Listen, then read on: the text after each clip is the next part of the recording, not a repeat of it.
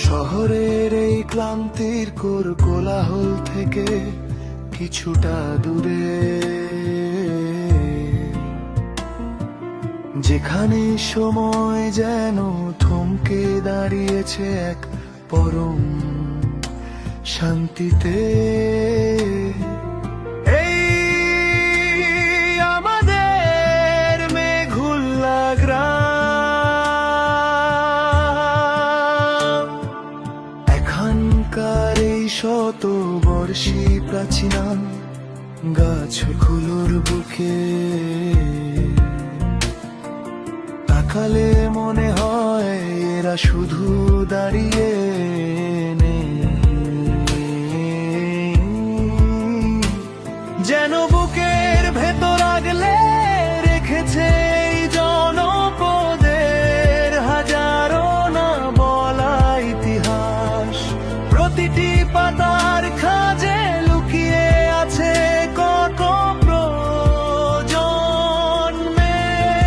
গল্প।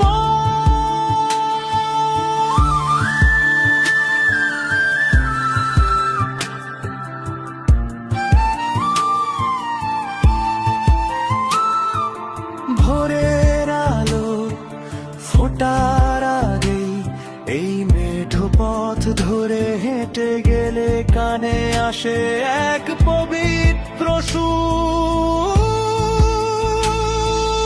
মাদ্রাসার বারান্দা থেকে ভেসে আসা এই সুর যেন মেঘুলার আকাশ বাতাসকে এক অদ্ভুত শান্তিতে ভরিয়ে দেয়, এক অন্যরকম আত্মিক প্রশান্তি। আর তারপর চোখের সামনে ভেসে ওঠে চওড়া নদী, আর ওপারে দিগন্ত জোড়া একাকী চর।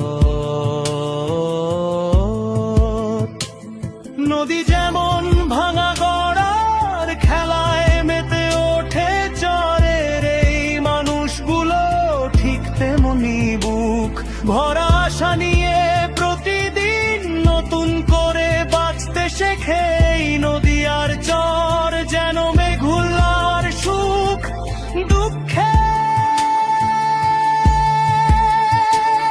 চিরন্তন শান্তি।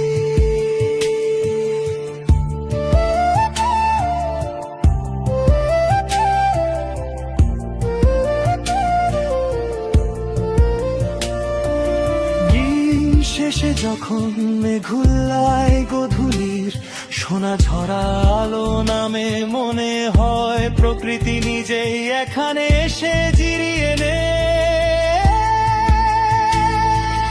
এই পুরনো গাছ, পবিত্র সুর আর শান্ত নদীর মায়া সহজে ভোলা যায় না। মেঘুল্লা শুধু একটা গ্রাম নয়,